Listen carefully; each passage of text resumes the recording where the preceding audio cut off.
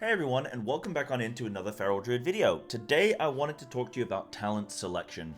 Why, in various scenarios, you might choose certain talents over others, and what is contributing to these decisions, beyond just say like simming something. Yeah, okay, you can sim all your builds, go for it, go nuts, that's fine.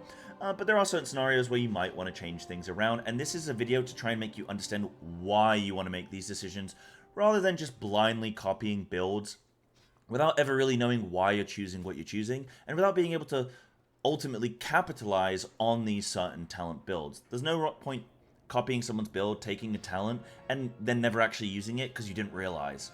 The amount of times I've done that where I've copied someone's build for a class and then not realized that I'm actually running an active ability that I didn't realize I was supposed to be using, and that kind of thing. It happens, and we've all been there, right? We've all been there where you're learning a new class or a new spec, and you just go on Raider.io and you search by the top player, and then you copy their build and you insert it into yours, and you have no consideration for key level, or which dungeon it was, or what affix week it was, or any of that, or gear level, or stat weights, or anything like that. You're just plugging and playing, and it works, but you can't really maximize it. So the point of this video is to take you through Feral Druid and give you the lowdown on what all these talents are doing in various scenarios where they might work well with each other or not, and why. And considering the actual content that we're currently in with the various dungeons that we have in the pool, and even some consideration for raiding scenarios to a degree. I'm going to start with the spec tree, I'll jump into the hero tree, then I'll talk about the class tree briefly at the end. I'm going to try and keep this succinct. I will have timestamps as well in the video as best I can. So, jumping into things then. Starting off, I'm going to take us section by section. So I'm going to talk us through, because there's no point, you know, some people come in and they'll say, hey, should I be running like Taste for Blood or Feral Frenzy? And I'm like, well, that's not a like for like decision, because you can't, they're not in the same tier, right? So you're comparing talents in that tier with other talents in that tier. It's a little bit different with the class tree, where you have a little bit more flexibility, where you might not actually want everything in the bottom tier compared to mid tier, etc. But generally speaking, the further down the tree you go, the better value the talents are, and the more likely you are to want to be able to take them. So this is the discussion or the decision that we're making in this top section of the tree, the top tier. So you have about 2 talent points spare that you can mess around with. This is roughly the core of how the top of the tree should be looking for pretty much every Mythic Plus dungeon. And for Raid, that's the decision you're making, is you just remove Primal Wrath for all single target, and then it becomes, there's less of a decision making with Raid single target. It probably looks a bit more like that default. Because you don't need Primal Wrath in single target because it's an AoE ability. You don't need Double Clawed Rake in single target because there's no second target. And Coiled to the Spring, I just don't think it's very good, but in theory you could do that, maybe? I don't know if people are actually running Coiled in certain builds, but yeah, in theory you could do that, I suppose. So Raid you have a little bit more to sort of play around with, but in Mythic Plus you only have 2 points. Well, in Mythic Plus you actually have a bit more to play around with, even though you only have 2 points. So, for me, I'm always running Double Clawed Rake. There's a couple reasons for that. So, first of all, it's really good to be able to quickly bleed up more mobs, so your Rake hitting 2 targets is really powerful. It's getting really good value on your combo point generators. And I should actually say here, the core of what you're trying to do with Feral's gameplay is get as many finishes as possible. If I actually look at my overall for this dungeon I just recently did, about 50% of my damage is just from my finishes. So 20%, 15%, 10%, and another 4% there. So just from my finishes, I'm doing roughly 50% of my damage or so. And so it's very critical to get as many finishes as possible. So how do we do that? We do as many... we generate combo points as efficiently as possible, so we use our energy intelligently. So that's how you're playing Feral, right? If you're misusing your energy all the time, then you're going to have a bad time, and you're going to just feel like you're stuck in the mud. So Double Clawed Rake is a really good ability where A, it's 35 energy, not 40 energy like Shred and Thrash is. Because it's hitting 2 targets, instead of Shred, which only hits 1 and only has the chance to crit on 1 target, Double Clawed Rake will give your Rake the chance to crit on 2 targets, so it's nice for that value. Also, when using Rake from Stealth because of this talent Pouncing Strikes, it means your Rake is going to do two things. Stun both targets for 4 seconds, and also deal 60% increased damage for the full duration, which is really powerful because you're getting that effect on 2 targets, which is really nice. Traditionally as well, you used to Tiger Fury from Stealth, which would buff it even more, but because of our tier set right now, we're actually not really looking to do that, and because of the limited window in which we have Tiger Fury, we're not really doing that so much now, but that was another reason. And then also, because I'm running Wild Stalker, Rip and Rake are the things generating my Bloodseeker Vines, which are doing a lot of damage on my overall. Again, if I show you for the dungeon, my Vines did about 12% of my damage, so that's really quite strong. So the more Rakes I can spread, the more Vines I get, which makes my play actually a lot easier to do because I'm looking for these Vine targets, and I'll get more into that in a little bit. So I'm going to grab Double Clawed Rake all the time. Now I have one talent that I can now sort of play around with, and it's a case of like, do I want Tireless Energy, do I want Merciless, or do I want Coiled? I've never run Coiled, I don't think I would.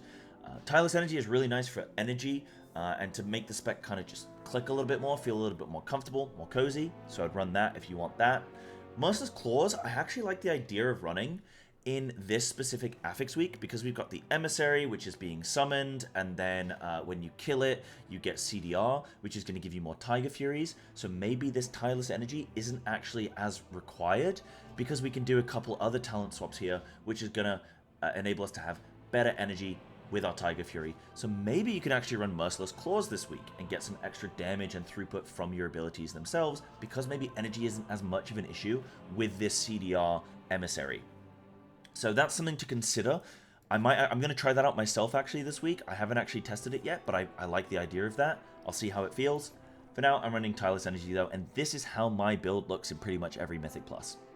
Now, obviously, Primal Wrath is such a valuable... Like, the reason I'm taking these talents, Primal Wrath is incredibly valuable on 2 or more targets. You're replacing your single target Rip with Primal Wrath instead, because it's going to apply your Rip to all targets around you, which again, is giving you more Vines, and it just leads into a lot of... It gives you your Apex procs, it gives you more bites, etc. It also just hits really hard. You want to maintain your Rip on as many targets as possible all the time. Omen of Clarity is a really nice talent. It also matches well, obviously, with Moment of Clarity, if you do take that. Omen of Clarity is a really nice talent because it's good energy efficiency. It's an energy talent. It means we get a free use of X ability.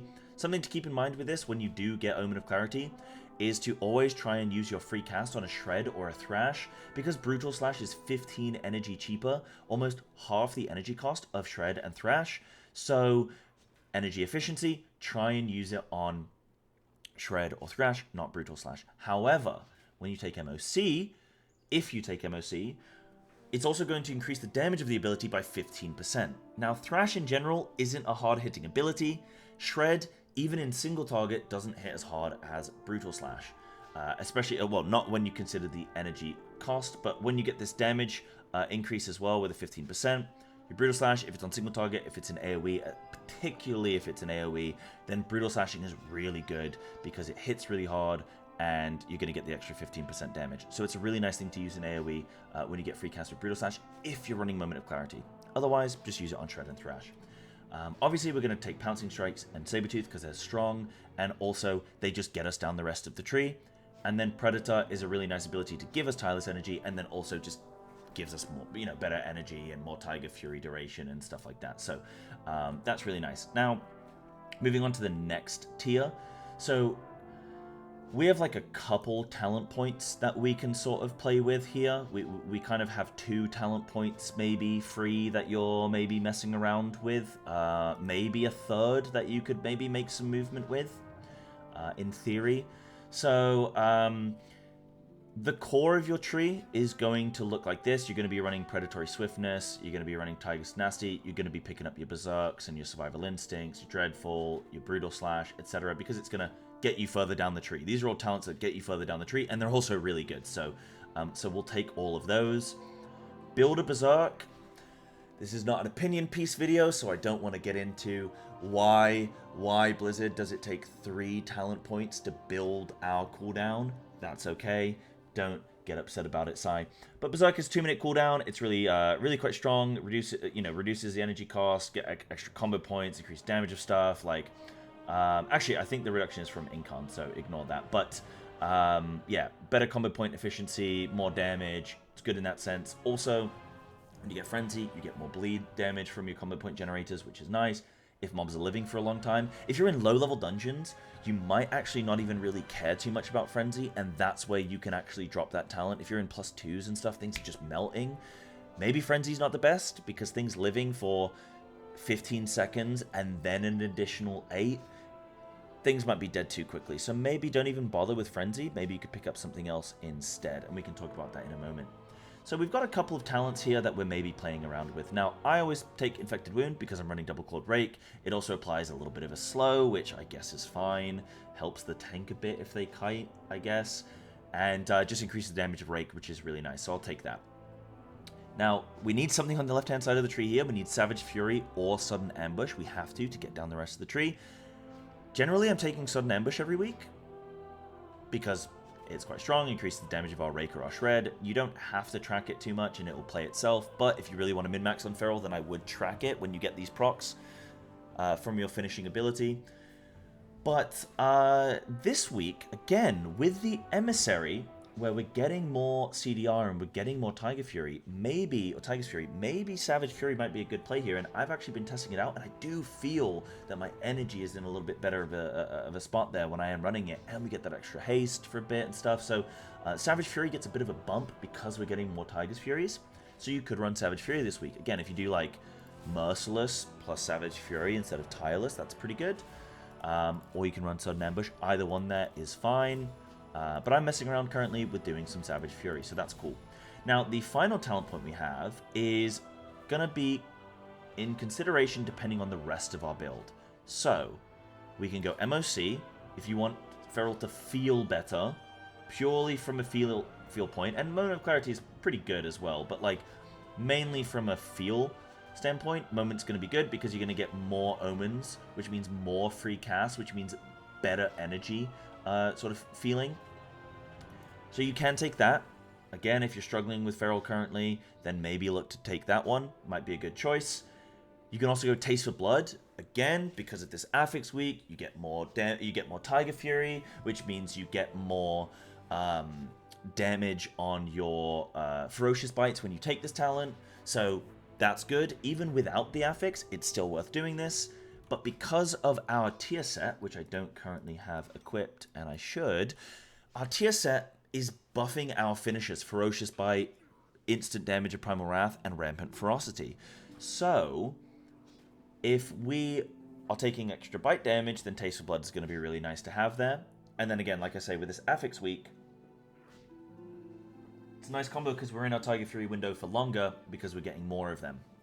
So this is a nice talent to pick this week, especially with this Emissary. Now, if you don't take Taste of Blood and you don't take MOC, the curveball here is running Sudden Ambush and Lunar Inspiration. And there's a couple good reasons why I like to run Lunar Inspiration at certain times. Like I said, because I've got the 4 set now for Feral, I'm not really running Lunar Inspiration as often because just the bite value is so good with the tier set that I kind of want to emphasize that side of my gameplay more so than Lunar Inspiration. The scenarios in which you might run Luna, though, are in our dungeon pool. If you look, Luna's really good for like low melee uptime or cleave scenarios, 2-target cleave, maybe 3-target cleave, that kind of thing. So situations where it's good would be, say, Siege of Borealis. Siege of Borealis has the final boss, which is a 2-target cleave. You want to kill both tentacles as quickly as possible, so you can cleave without having to do too much downtime. You also, it also does really good single target damage. Like Luna will do like 6 to 8% of my single target on any boss, which is really good. And also in Siege of Borealis, you might deceptively think like, oh, well, Siege of Borealis is a dungeon where there's, you can pull, 5, 6, 7 mobs at a time, maybe more. Why would you run Lunar Inspiration? You can't get full Moonfire saturation on everything. But that's not necessarily the case. If you actually think about what Siege is, it's 1 or 2 elite mobs in a pack with several or a handful of mobs that die instantly because they're non-elites. And that's throughout the whole dungeon. There's just these non-elite mobs that die quite quickly.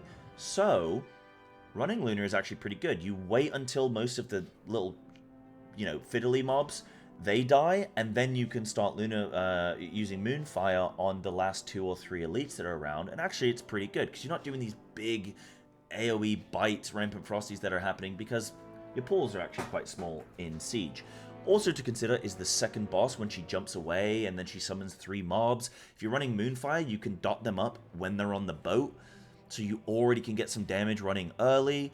And then also, because of the cannon fire, you have to dip, dive, duck, dodge, and dive. So having Moonfire there can be good. You can still be doing some damage even when you're moving out. Again, there's like fear mobs later in the dungeon, like with these big demolishers. They're gonna fear you, so you gotta move out, and this and that. And kind of awkward at times. Also, unlocking the gateways, like, you know, after the second boss, and you got to run down that little gauntlet and try and get the lads. Having Luna there isn't a big deal, but it's just like all these little things that nicely like lean into it. Also, maybe a dungeon like Miss of Tunnel Scythe, though there is a consideration in Miss where, do you want Luna or do you want Taste for Blood? Because that first boss is oftentimes in Miss of Tunnel Scythe it is the moment where you realize whether or not the key is timed. If you don't 1-phase or 2-phase the first boss, the key might just be over. So you want that burst damage specifically during that window where the boss is taking extra damage. So yes, during the whole duration of the fight, Moonfire is going to be good. It's a 2-target cleave. You can dot them both, etc. And it's good single target. The burst potential of Taste for Blood is really quite powerful and something that you might want to be thinking about, because you're going to get 24% extra damage on your bites during that phase. It's really quite good burst. And then for the rest of the dungeon, yeah, having Luna would be nice, but maybe having that burst for the first boss is something you want more of. If you've got something in your group comp where you don't actually need to worry about bursting the first boss that much, then I would take Luna. Say you've got you've got an Arcane Mage and an Enhanced Shaman, and they're going to absolutely melt the first boss in that burst window. Okay, you'll still do some really good burst, and now you have Luna for the rest of the key, the maze, and all that kind of stuff where you're not really pulling that big. So those are the kinds of considerations, those are the kind of things I'm thinking about. So generally, when I run Lunar Inspiration, it'll be Mists, it'll be, depending on group comp, it'll be Siege, probably not Stone Vault. There's a lot of AoE there in that dungeon. Maybe Dawnbreaker. Maybe Dawnbreaker's one where I might. City of Threads is good as well, especially during the spy phase of the dungeon, the espionage period of the dungeon, where you're only doing 2 or 3 mobs at a time. And then also the second boss, which is like 2-target cleave, but they're always jumping away from each other and stuff like that, so it can be pretty good there. So these are the kind of considerations I'm having with this talent. So those are kind of your options there. It's like, do you want Savage? Do you want Energy? Do you want your playstyle to feel better? Pick Moment of Clarity, pick Savage Fury. Are you not so worried about it feeling better? Okay, maybe Sudden Ambush and Lunar Inspiration in certain areas. If not, maybe you go Taste for Blood. A mob's dying really quickly. Okay, maybe you go Taste, you drop Frenzy, you go Moment of Clarity. Maybe you don't even drop take Sudden, maybe you just go Savage Fury. And maybe this is like a nice build for mobs that are dying really, really quickly. So these are the kind of couple little talents that you're moving around dependent on the scenario. Everything else you're sort of locking in with. So let's assume that we're playing this for now. Then let's... Oh, this is another consideration as well. Maybe this Affix week as well, you could run Raging Fury to get extra Tiger Fury uptime, which is going to be even better with the amount of Tiger Furies we're getting. You could probably get, I don't want to say close to 100%, but definitely a lot more than what we're currently getting without the CDR Affix.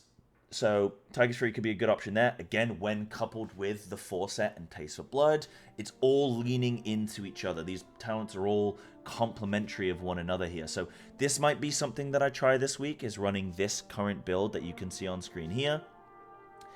Now let's move into the... Oh, and then Brutal Slash. Let's talk about Brutal Slash really quick. So Brutal Slash is a really good ability. It's a choice node. When might you want Wild Slashes? For me, I'm always running Brutal Slash regardless of the scenario. Single target, cleave, AoE, doesn't matter.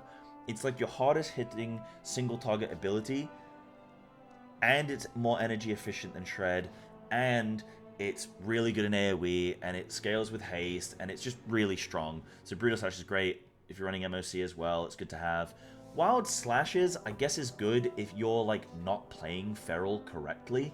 If you're going into combat and just spamming Brutal Slashes, and you're like, oh, I don't know what to press now, I'm out of Brutal Slashes, then maybe just go Wild Slash and then actually learn how to play Feral. And I don't mean that in a flame way. I'm just saying, like, maybe actually invest in learning how to use your Brutal Slashes more appropriately, because you don't just go into combat and spam them, because we're running Blood Talons. If you're not running Blood Talons, then run Wild Slashes, because you're going to run out of Brutal Slashes and then you just have nothing else to do. So, Blood Talons is going to be complementary with Brutal Slash, because you're doing 3 different generators within a given 4-second window to increase the damage of your finishers. So you're doing like a Rake, a Brutal Slash, a Thrash, or Shred, Rake, Brutal Slash, or whatever the combo might be, but you're not just... And then you're doing a bit of Rake dotting, right? So you're not actually just spamming Brutal Slash in most scenarios. So Brutal Slash is a really, really good one to take. Wild Slashes you could take if you're... yeah, like as I've explained already. So that's why I'm taking that. Now the final tier. So this is where there's less movement, and it's more dependent on, like, are you playing DOTC or are you playing Wildstalker? Are you in single target or are you in AoE? Because if you're in single target, a lot of the decision's going to be made for you. You're not going to go Unbridled Swarm. You only need 1 adaptive swarm for, you know, like sort of efficient adaptive swarm use. So you don't need the Unbridled in single target. You could pick instead something like Feral Frenzy, which recently got buffed. Good combo point generator, good single target burst, good just single target damage, etc. So you could look to pick this. In single target, you might also... Yeah, I mean, that's kind of the consideration that you might make in single target. In single target, you might also consider maybe, I don't know what you could drop. Maybe drop Feral Frenzy and Vein Ripper, and maybe go like Saber Jaws instead or something like that. I'd have to actually double check what people are running in Raid right now for pure single target. But yeah, this is like a couple talents that you're maybe moving around there. Mainly for... But you're always running Blood Talons. You're always going to be running Frantic Momentum so that you can get your Convoke or your Incarn. If some builds, I think, right now with this Affix week are running Incarn, but generally speaking, you're always going to get your Convoke because it's really powerful. You're never really going to bother with 1-minute Convoke because it just isn't as valuable, and it costs an extra talent point. If it was stronger than 2-minute Convoke, it would have to be significantly stronger because it's also an extra combo point, a talent point that you're investing. So it's got to be way more valuable, I feel, to actually be worth grabbing. I don't know. Yeah, I don't know. Maybe if like very specific burst windows where you might want this. Again, first boss of Missive Turn of Scythe. If you don't think you're going to 1-phase it, but you want to aim for the 2-phase, then a 1-minute Convoke you'll have for both pushes. 2-minute Convoke you won't. Maybe, but with this new CDR Emissary right now, this current week, then you don't need 1-minute Convoke. You should have maybe Convoke for both. Maybe, depending on the spawn times of those. Things like Apex is pretty much locked in. This is really good for your AoE, and this is actually something I should have spoken about earlier with Rampant Frosty. Rampant Frosty is now our AoE finisher. When you have Primal Wrath rips on everything, then you're looking to bite, because we don't have Tear Open Wound anymore, which used to be spam Primal Wrath and AoE. So if you've been doing that on Feral, you're playing it wrong. You don't want to be spamming Primal Wrath anymore. When rips are on the target, now we're biting. Particularly when we're getting these Apex procs. Now, something to think about with Apex is it will give you a free Ferocious Bite, and your Ferocious Bite will glow and sparkle, be lovely. And when you... it'll act as if it's... Because if you actually read what Ferocious Bite does on the tooltip, its damage is increased by 100%, by up to 100% if you pull up to an additional 25 energy. So basically, Ferocious Bite costs 25 energy. If you use it at 50 or more, then it'll do 100% increased damage. So you always want to be biting at over 50 energy.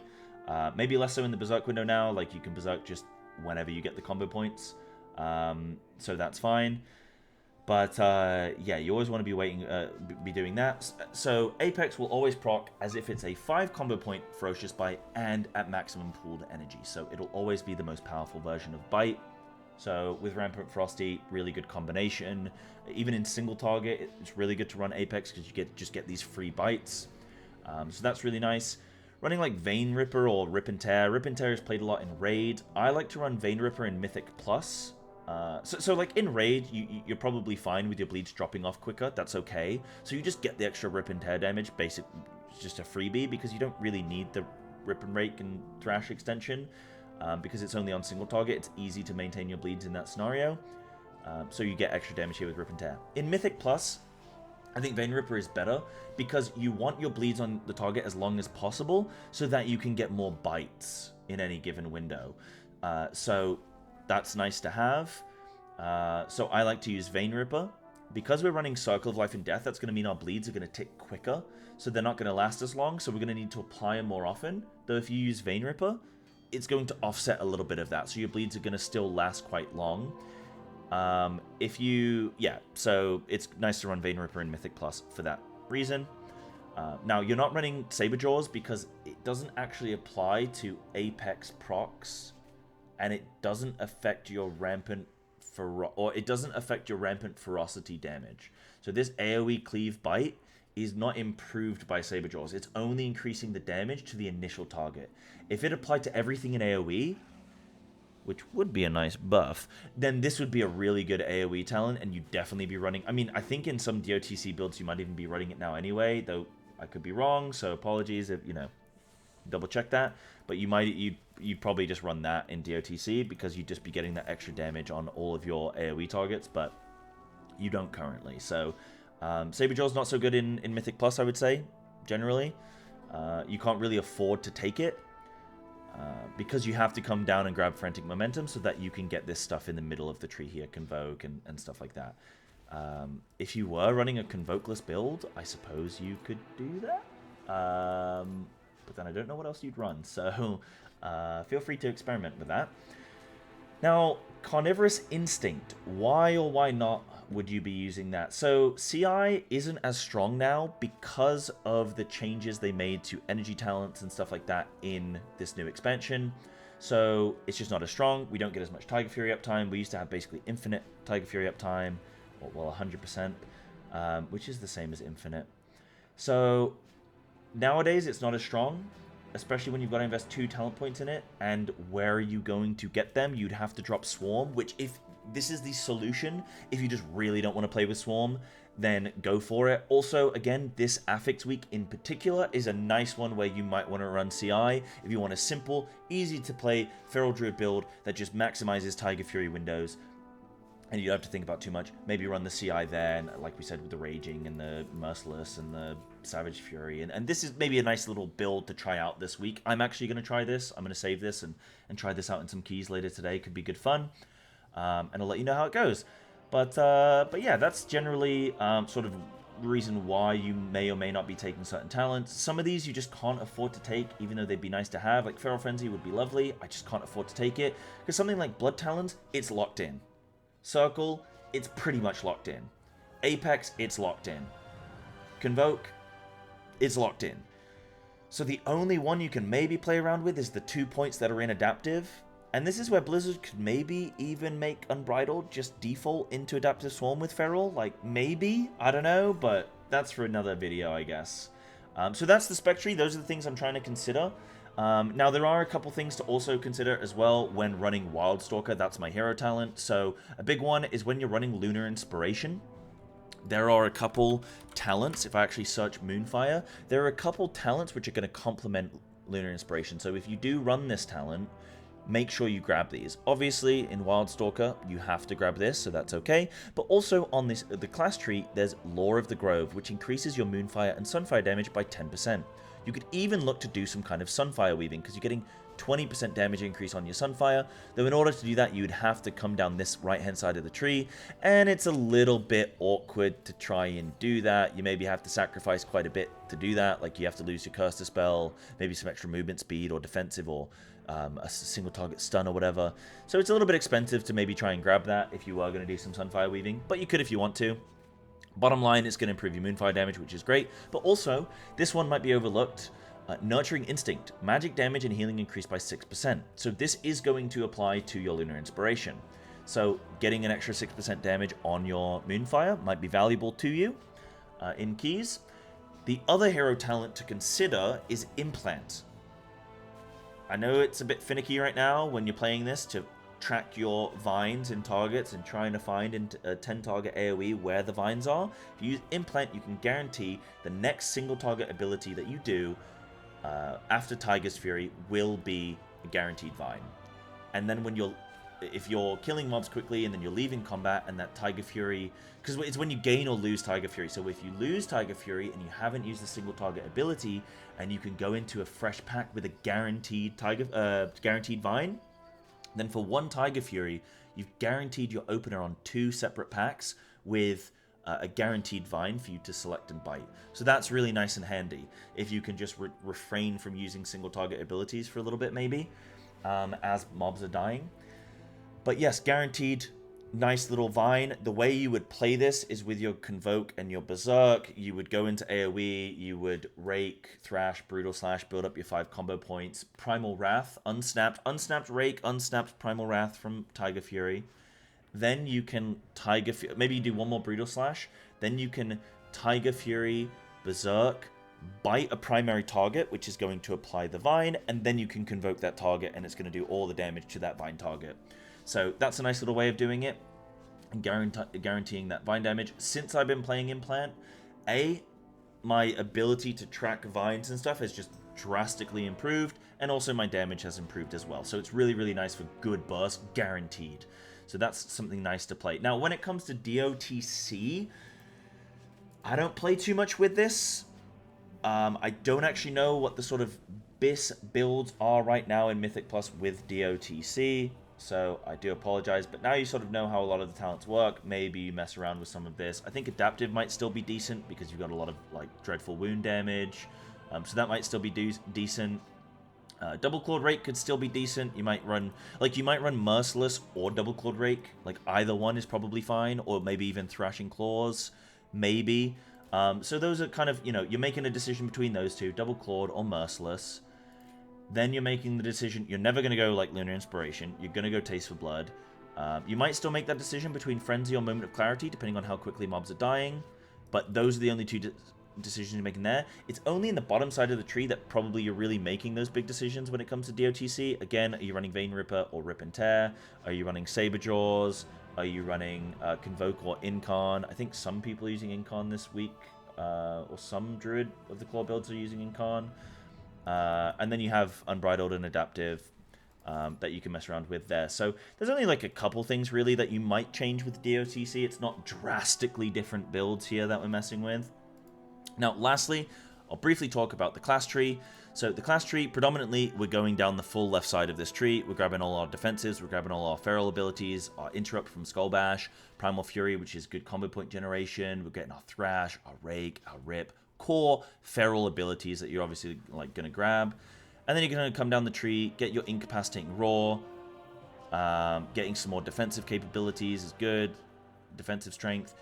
Tiger Dash or Wild Charge, whichever one you prefer. I personally like Tiger Dash. If you like Wild Charge, go for it. Treat yourself. There are a couple talents you can mess around with. Like, you don't have to run Remove Corruption. You could put it somewhere else instead or whatever.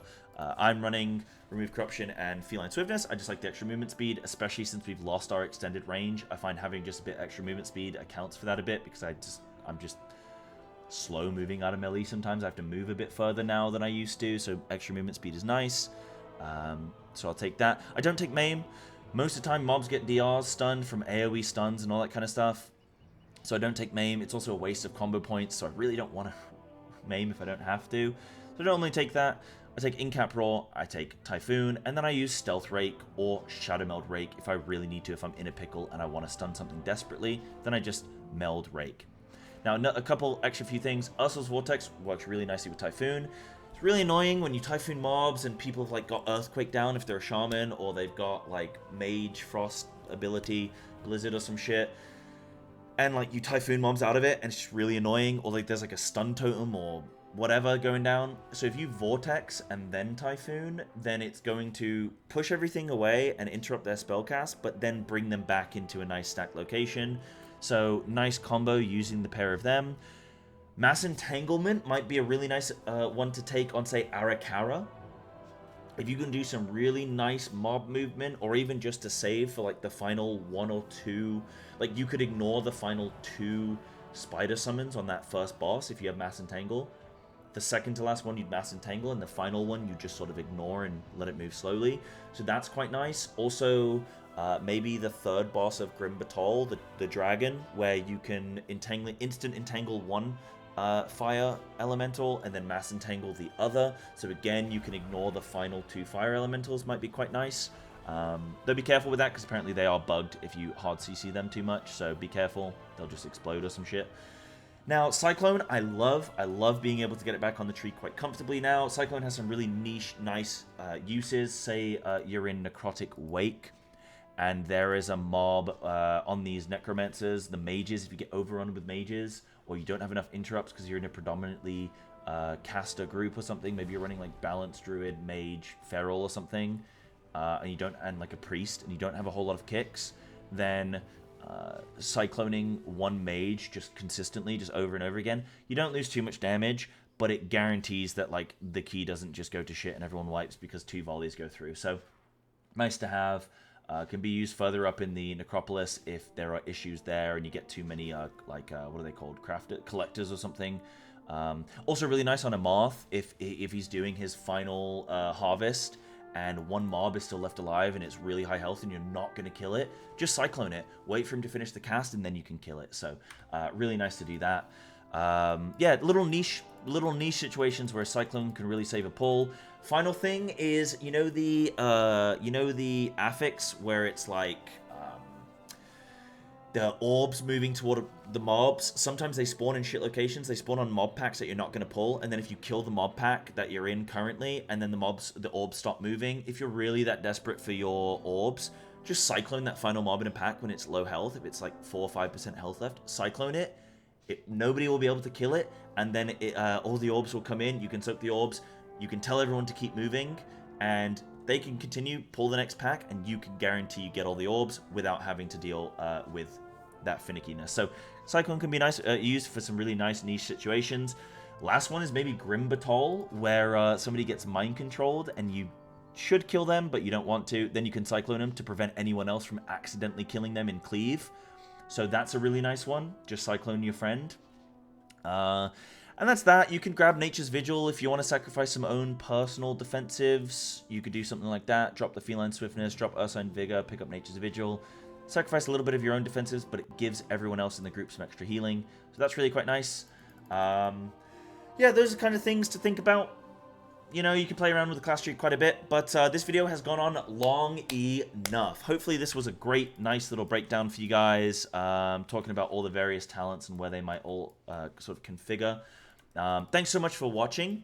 I'm going to love you and leave you. Let me know in the comment section if there's anything I missed or anything you want some more clarity on, or maybe an additional video on this covering more stuff in specific that I didn't go through. Thanks very much for watching. Take care.